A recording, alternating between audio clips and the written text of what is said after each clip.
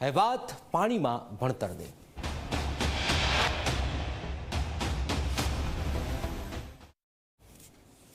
બનાસકાંઠાના અમીરગઢના કાકવાડામાં પુલ વગર લોકોને હાલાકી છે। લોકો બનાસ નદીમાં થઈને રસ્તા પરથી પસાર થવા માટે મજબૂર છે।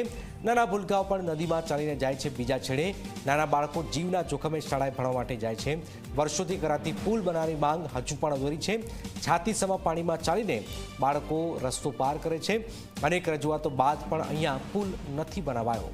જોઈ રહ્યા છો સ્થિતિ। જીવના જોખમે વિદ્યાર્થીઓ અને આમ જનતા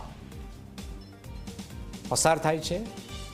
કાકવાડામાં પુલ વગર લોકોને અહીંયા હાલાકીનો સામનો કરવો પડી રહ્યો છે।